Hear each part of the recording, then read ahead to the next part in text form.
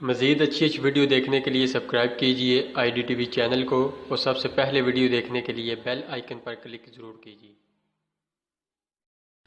اعوذ باللہ من الشیطان الرجیم، بسم اللہ الرحمن الرحیم۔ السلام علیکم ناظرین، آپ دیکھ رہے ہیں IDTV اور میرا آج کا موضوع ہے نافرمانی کی سزا۔ ابلیس کو اس کی سرکشی کی سزا دے کر مردود قرار دے دیا گیا تھا۔ اب وہ اندر ہی اندر تڑپ رہا تھا اور انسان سے اپنی اس بے عزتی کا بدلہ لینے کے لیے مچل رہا تھا۔ وہ موقع کی تلاش میں تھا کیونکہ اللہ رب العزت جل جلالہ نے ابلیس کو اپنے کیے کی سزا دے کر اپنی عطا کردہ نعمت اس سے واپس لے لی تھی۔ حضرت آدم علیہ السلام اور ان کی زوجہ کو جنت میں ٹھہرایا اور انہیں وحی کے ذریعے بتایا، میری نعمت کا شکر کرو، میں نے تمہیں فطرت پر پیدا کیا ہے اور اپنی حیثیت کے تحت تمہیں حسین و جمیل صورت بخشی ہے، پھر تم میں اپنی روح پھونک کر فرشتوں کو سجدہ کرنے کا حکم دیا ہے اور تمہیں اپنے خاص علم دیا۔ دیکھو ابلیس میری رحمت سے محروم ٹھہرا ہے اور لعنت کا حقدار ہوا ہے، صرف اس وجہ سے کہ اس نے میرا حکم نہیں مانا۔ جنت ہمیشہ رہنے کی جگہ ہے، یہ تمہاری منزل اور ٹھکانہ ہے۔ اگر تم اطاعت کرتے رہے تو تمہیں اس نیکی کا صلہ ملے گا اور جنت کی ہمیشہ کی بہاریں ہمیشہ تمہارے لیے ہوں گی، اور اگر تم نے عہد کو توڑ دیا تو تمہیں اس گھر سے نکال دوں گا اور جہنم کی تیار کردہ آگ سے تمہیں عذاب دوں گا۔ یہ بات مت بھولنا کہ شیطان تمہارا دشمن ہے، کہیں تمہیں جنت سے نکلوا نہ دے اور تم سزا کے حقدار بن جاؤ۔ میں نے جنت کی ہر نعمت تمہارے لیے حلال کر دی ہے، جہاں سے چاہو جتنے میوے چاہو توڑ کر کھاؤ، مگر ان بے شمار درختوں کے درمیان میں سے صرف ایک درخت کے قریب جانے سے تمہیں روک رہا ہوں۔ اللہ رب العزت نے درخت کی نشانی بنا دی اور فرمایا یہ شجر ممنوع ہے تاکہ کوئی شک باقی نہ رہے۔ حضرت آدم علیہ السلام اور حضرت اما حوا علیہ السلام کو خبردار کیا، اگر تم اس درخت کے قریب گئے تو تمہارا شمار بھی ظالموں میں ہوگا، اور اگر میرے حکم پر ثابت قدمی سے عمل کرتے رہے تو اس کے صلے میں تمہیں کئی اور نعمتیں بھی دوں گا۔ اس جنت میں انہیں نہ بھوک ستائے گی اور نہ پیاس محسوس ہوگی، نہ انہیں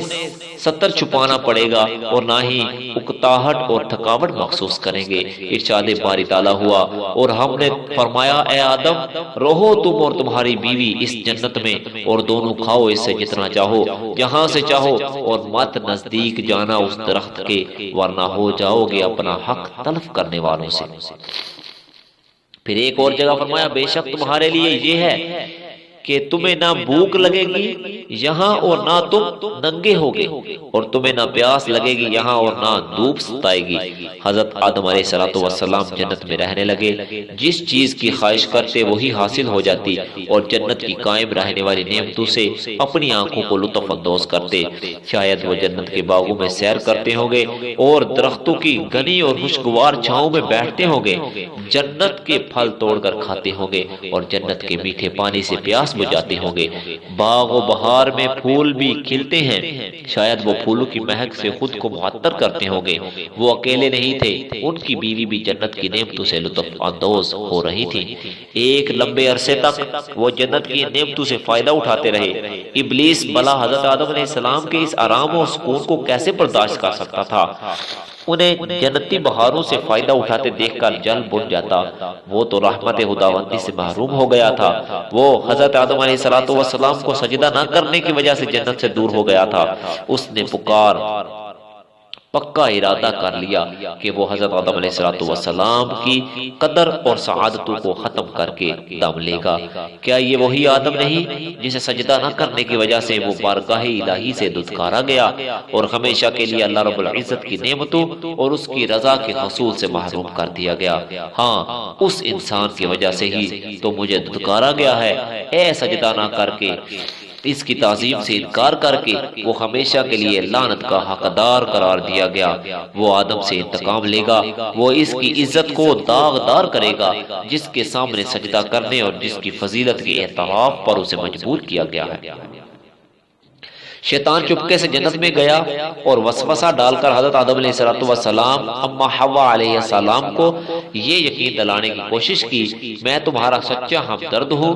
تمہیں نصیحت کرنا چاہتا ہوں۔ حضرت آدم علیہ السلام اور حضرت اما حوا علیہ السلام کو بہکانے کے لیے اس نے اپنا زور لگایا،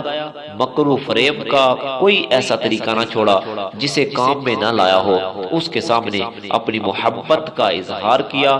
انہیں یقین دلانے کی کوشش کی اگر تم نے میری شفقت بری نصیحتوں پر عمل نہ کیا تو یہ دولت تم سے چھن جائے گی۔ اس نے بڑی محبت بھرے لہجے میں قرآن پاک میں ارشاد ہوتا ہے، پھر وسوسہ ڈالا ان کے دلوں میں شیطان نے تاکہ بے پردہ کر دے ان کے لیے جو ڈانپا گیا تھا ان کی شرمگاہوں سے، اور انہیں کہاں کی نہیں منع کیا تمہارے رب نے اس درخت سے مگر اس لیے کہ کہیں نہ بن جاؤ تم دونوں فرشتے یا کہیں نہ ہو جاؤ تم ہمیشہ زندہ رہنے والے۔ جب اس مردود نے محسوس کیا کہ حضرت آدم علیہ السلام اور ان کی زوجہ ان کی باتوں میں نہیں آ رہے اور مخالفت پر اڑے ہوئے ہیں تو اس نے قسم اٹھا کر کہا میں تمہارا خیر ہاں ہوں، تمہارا دشمن نہیں، میں تو صرف تمہیں نقصان سے بچانا چاہتا ہوں۔ شیطان نے حیلو بہانوں سے انہیں اپنی بات کا یقین دلایا، ہاں وہ ہے بھی تو بڑا حیلے باز اور فریب کار کہنے لگا، اس درخت کی رنگت تو دیکھو کتنی خوبصورت رنگت ہے، اس کی خوشبو تو سونگھ کر دیکھو، ذرا دیکھو تو اس کا ذائقہ کتنا اچھا اور لذیذ ہے۔ اپنی چکنی چپڑی باتوں سے، خوبصورت لفظوں سے، میٹھے وعدوں سے انہیں ورغلانے اور گمراہ کرنے کی کوشش کی۔ آخر حضرت آدم علیہ السلام اور کی زوجہ اس مردود کی باتوں میں آ گئے اور اس کے کہنے سے ان کی بات مان لی، ان سے غلطی ہو گئی۔ حضرت آدم علیہ السلام اور حضرت اما حوا علیہ السلام نے اللہ رب العزت جل جلالہ کے حکم کی نافرمانی کی تو اللہ رب العزت نے اپنی نعمت ان سے واپس لے لی اور انہیں جنت کی ہمیشہ کی نعمتوں سے محروم کر دیا۔ پھر ارشاد فرمایا پس شیطان نے نیچے گرا دیا ان کو دھوکہ سے، پھر جب دونوں نے چکھ لیا درخت سے تو ظاہر ہو گئی ان پر ان کی شرمگاہیں اور چپٹانے لگ گئے اپنے بدن پر جنت کے پتے اور ندا دی انہیں ان کے رب نے، کیا نہیں منع کیا تھا میں نے تمہیں اس درخت سے اور کیا نہ فرمایا تھا تمہیں کہ بلا شبہ شیطان تمہارا کھلا ہوا دشمن ہے۔ حضرت آدم علیہ السلام اور حضرت اما حوا اللہ رب العزت جل جلالہ کی بارگاہ میں حاضر ہوئے، اپنی غلطی پر ندامت اور شرمندہ ہوئے اور عرض کرنے لگے۔